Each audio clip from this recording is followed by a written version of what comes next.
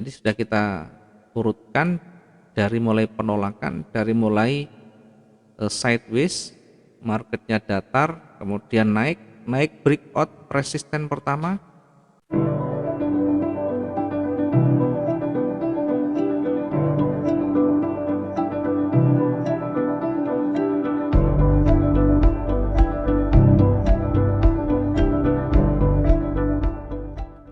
Baik, selamat pagi Pak Yanto, sehat semuanya di sana Pak? Pagi, sehat Pak. Baik, dari yang sudah kita pelajari yang kemarin mungkin sudah mencoba berulang kali, baik menganalisa, baik mencoba untuk entry dari sekian percobaan, dari sekian uji tes materi. Sementara ada yang mau disampaikan dulu Bapak, mungkin sebelum saya mengawali untuk menyampaikan materi yang lain. Ya, saya masih kesulitan aja Ya, menentukan support dan resisten oke. aja Pak. Saya Sama catat baca support candlestick. dan resisten. Kemudian apa Iya, lagi? candlestick. Baik. Ada lagi yang mau ditanyakan lagi? Nanti saya ulang-ulang. Itu dulu aja dulu. Oke, baik. Yang paling penting memang yang paling pokok di dalam memahami market dengan price action, ya tidak ada lain, nomor satu memang candlestick. Jadi memahami yang pertama memang candlestick ini yang paling sulit. Yang kedua baru support dan resisten. Nah, candlestick kemarin ada karakter, kemudian ada strukturnya. Saya akan coba untuk masuk di MetaTrader-nya, di marketnya, biar nanti kita bisa langsung melihat bagaimana cara kita untuk menganalisa. Oke, saya Ya, tidak akan menganalisa yang masa lalu, saya akan menganalisa untuk kedepannya, biar nanti bisa membuktikan apakah ini bisa kita manfaatkan, bisa kita jadikan sebagai acuan atau tidak. Nanti akan ketemu setelah candle-candle terbentuk. Saya ya, akan memberikan analisa kedepannya di pasangan XAUUSD. Pasangan XAUUSD dengan time frame H1, 1 jam ganti candle. Perhatikan saya hanya menggunakan time frame H1 dulu untuk memudahkan ya, kita menganalisa. Biasakan dengan bekerja zoom in dan zoom out ini untuk melihat secara luas. Nah, secara umum, secara luasnya akan ketemu di sana. Apa yang kita bisa temukan dari zoom in dan zoom out ini? Yang pertama, ada kecenderungan atau tren yang kuat di sana. Perhatikan di ujung bawah, ya. Ini ketika lembah yang terbentuk makin meninggi, artinya tren masih ke atas. Secara umum trennya adalah naik. Yang harus kita pertimbangkan, hati-hati ketika nanti melawan tren. Artinya ketika kita entry sell tentu lebih hati-hati karena secara umum tren masih bergerak ke atas. Ini satu gambaran umum yang harus kita simpan dulu. Selanjutnya, setelah kita menemukan gambaran umum bahwa market masih bergerak naik, nah berikutnya kita perdalam lagi. Kita melihat lagi secara lebih dekat. Ya, kita coba untuk zoom in dan zoom out. Kita lihat secara detail. Nah, sekarang yang kemarin ya, di kemarin dan lusa ini masih kuat naik. Kalau saya lihat dari pergerakan di sini, nah ini buyer, nah ini buyer yang masih kuat naik. Artinya kemarin didominasi oleh buyer. Secara umum tadi tren masih naik. Kemudian yang kemarin dan lusa masih didominasi oleh buyer juga. Ya. Yang utamanya yang kemarin, satu hari kemarin murni didominasi oleh buyer yang sangat kuat. Ya, kalau saya tekan tombol Ctrl Y atau untuk membatasi pergerakan harian, garis putus-putus ini adalah garis batas harian, sehingga di awal di sini adalah pembukaan, kemudian ditutup dengan posisi di atas. Artinya 1 hari kemarin atau 1 hari Senin kemarin ini murni didominasi oleh buyer. Seller tidak punya kekuatan yang berarti ketika betul-betul buyer mendominasi. Kemudian setelah kita melihat tren yang kemarin kuat, yang hari lusanya masih sideways, yang lusanya ini sideways ini masih datar. Nah, yang lusanya sideways kemudian breakout naik. Breakout kuat kemudian naik. Setelah naik di sebelah kiri ada resisten. Yang terdekat di sini saya tunjukkan di sini yang ada ekor di sini ada resisten. Oke, saya akan kasih highlight warna yang nyala biar nanti kelihatan. Yang saya garis dengan highlight warna kuning ini saya ambil dari penolakan di sini. Ada penolakan di sana. Ya, ketika marketnya naik, kemudian terhenti di situ, kemudian berbalik arah, maka ini menjadi resisten. Ini menjadi resisten, kemudian ternyata resistennya di break lagi, lanjut lagi, maka di sebelah kiri lagi karena resisten pertama sudah di breakout, maka kita ambil resisten yang terdekat lagi. Yang terdekat artinya yang sudah tidak di breakout. Karena yang terdekat pertama ini sudah di breakout, maka kita cari yang sebelah kirinya, lebih tinggi lagi. Saya mengambil ini dari beberapa titik, di mana titik ini dia ditolak. Ya, saya kasih highlight warna yang berbeda untuk membedakan. Ini saya kasih, ya, ini pertama adalah ditolak di situ, yang kedua ditolak di sini, yang ketiga ditolak di sini. Artinya ketika semakin banyak ditolak, maka di situ namanya resisten semakin kuat. Karena posisinya di atas, ada 3 kali penolakan, maka ini saya tarik garis penolakan, garis resisten yang kuat di sana. Sehingga ketika naik, ketika marketnya naik, ini harus diuji di area resisten ini, apakah nanti breakout atau tidak. Ketika di area resisten tidak di breakout, ya meskipun jarumnya atau ekornya menembus, tetapi ketika ditutup di bawah, maka ini bukan breakout. Karena yang kita sebut breakout ketika bodinya menembus dan terbentuk di sana, bukan masih bergerak. Ya, sehingga ini bukan menjadi breakout, bukan breakout. Kemudian sudah mulai penolakan, mulai bergerak turun. Nah, sekarang bagaimana kedepannya setelah kita membaca urut-urutan atau struktur yang terbentuk? Jadi sudah kita urutkan dari mulai penolakan, dari mulai sideways, marketnya datar, kemudian naik breakout resisten pertama. Ya, ini kalau kita tulis tadi ini resisten, di sini resisten, kemudian resisten ketika di breakout ini, ya fungsinya berubah menjadi support. Nah, resistennya berada di atasnya. Ini sekarang menjadi support. Nah, gunanya untuk apa? Untuk nanti menguji apakah ketika turun nanti dia breakout support atau tidak. Ketika nanti breakout support panjang merah, berarti potensinya akan lanjut turun dulu.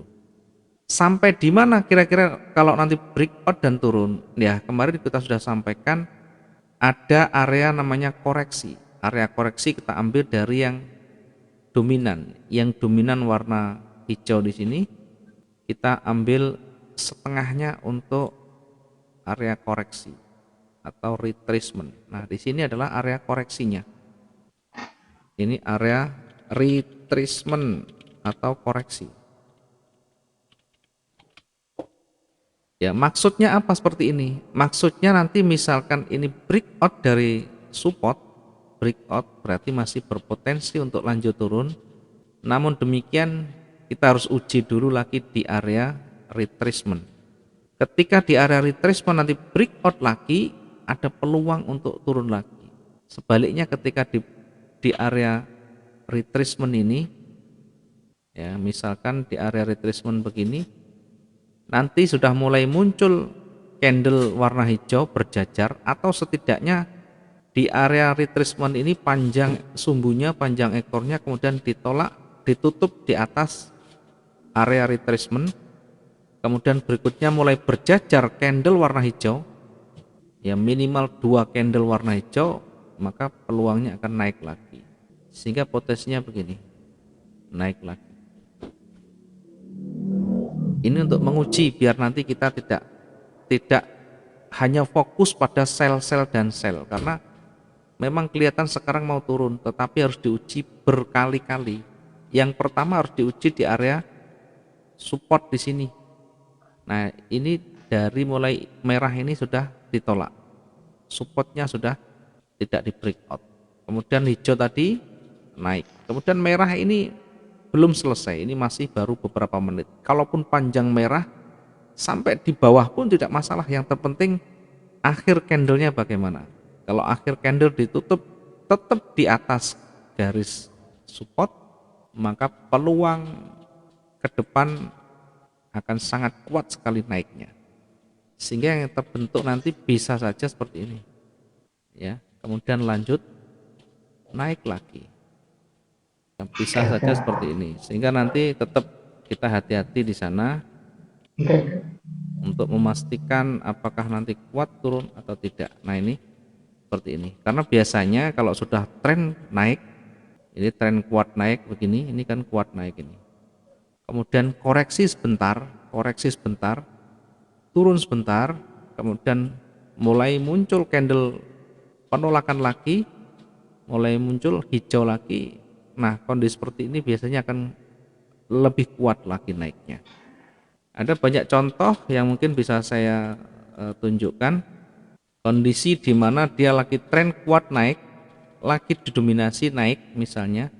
Perhatikan ini, ketika dia naik kuat, kemudian koreksinya hanya sebau, ya tidak sampai separuh, ya koreksinya hanya sebau di sini.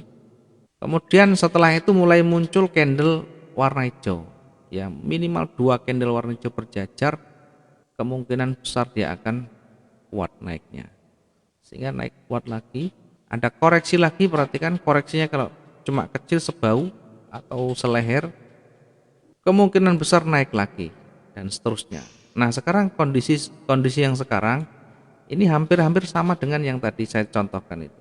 Ketika trennya kuat naik, kemudian ada koreksi sebahu atau selehernya, nanti ketika mulai muncul candle warna hijau-hijau, maka kemungkinan besar ini akan naik jauh lebih kuat lagi. Nah, ini untuk membaca pergerakan secara umum. Jadi kita tidak hanya melihat dari candlestick, tetapi kita melihat dari strukturnya. Nah, nanti kalau misalkan kita mau entry, tentu kita bisa melihat karakter candlenya. Bagaimana karakternya? Ya, karena ini turun sebentar, kemudian mulai hijau lagi, ditunggu ini jadi hijau lagi, satu hijau lagi. Apalagi hijaunya tebal ke atas. Nanti candle ketiga atau candle selanjutnya kita coba untuk entry buy. Nanti apakah betul-betul berpotensi untuk profit atau tidak. Meskipun naiknya mungkin belum terlalu tinggi atau mungkin naik hanya kecil-kecil seujung dulu, namun demikian potensi naiknya ke depan akan jauh lebih banyak, karena melihat dari pola-pola yang terbentuk seperti ini. Artinya ini kekuatan seller tidak ada dibandingkan dengan tren naik yang kuat sekali. Kecuali ini breakout, sudah mulai breakout. Tadi kita sudah sampaikan, ketika mulai breakout, ya breakout ini menembus garis support, kemudian selesai, bukan masih bergerak, bukan masih running, itu baru kita sebut dengan breakout. Kalau masih bergerak, masih running, kondisi waktunya masih cukup, ya belum, berarti karena nanti bisa kembali naik lagi di akhir waktunya. Sampai di sini mungkin ada pertanyaan dulu, Pak. Ini berapa lama Pak sampai kita lihat, berapa menit gitu sampai lihat ada naik atau turunnya itu? Ya, kita Ini kan kita lihatnya di H1 Ya, kita H1 berarti menunggu satu candle selesai. Kalau satu candle selesai masih seperti ini misalkan, ya kita tunggu lagi, belum ketemu lagi peluang untuk kita entry lagi. Karena kalau entry-nya syaratnya harus terpenuhi. Syarat pertama apa misalnya? Ini ada penolakan. Yang kemarin misalkan ini penolakan, yang merah ada penolakan, kemudian ada warna hijau, kemudian dikuatkan hijau lagi misalkan tebal di sini. Hijau di sini, baru kita entry buy. Selagi belum ada hijau lagi berarti belum kuat. Kita masih menunggu lagi. Kalau mau entry sell kondisi seperti ini tidak rekomendasi, masih belum cukup alasan karena berada di area support. Menunggu sampai ini selesai dulu 1 jam. Ya, karena ini pergantian 1 jam sekali, ya kita menunggu sampai selesai.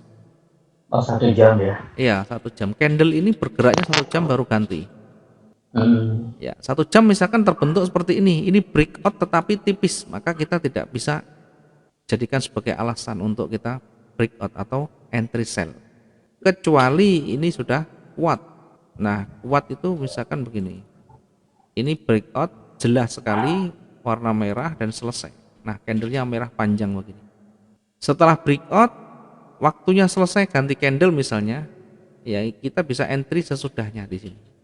Kita bisa ikut breakoutnya sell berarti kita ikut sell.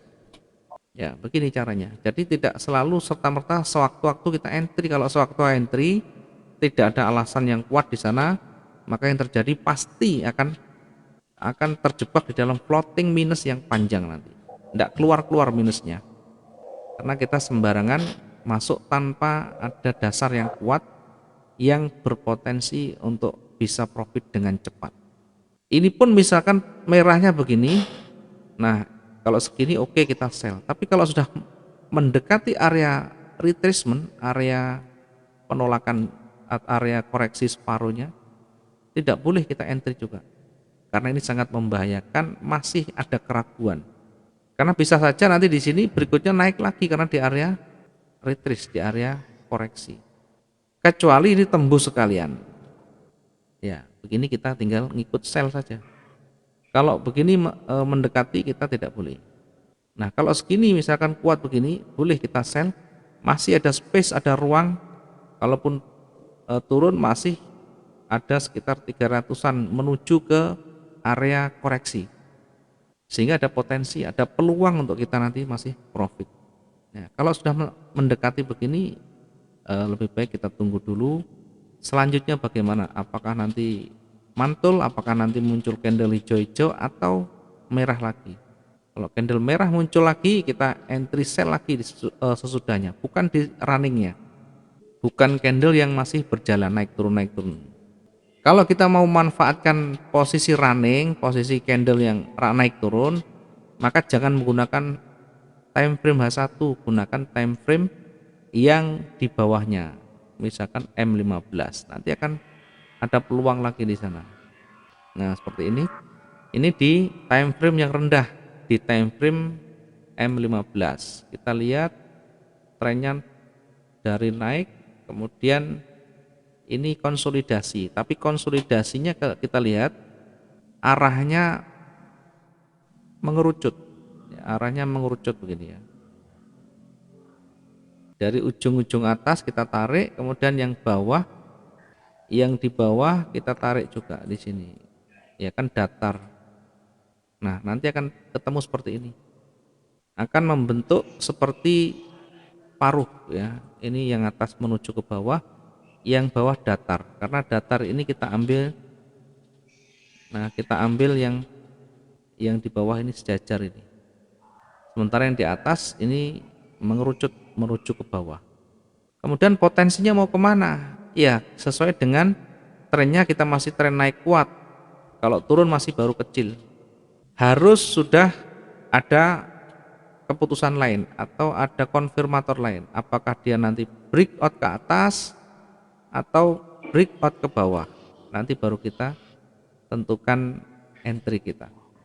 Ya, dari strukturnya yang kecil ini mau turun ya, perhatikan strukturnya. Kalau yang kecil ya, tren kecilnya ini strukturnya mau turun. Dari mana kita bisa melihat? Dari ujung atas atau puncaknya yang makin ke bawah, makin turun. Ya, kalau kita lihat ini puncaknya dari sini turun lagi, kemudian naik lagi.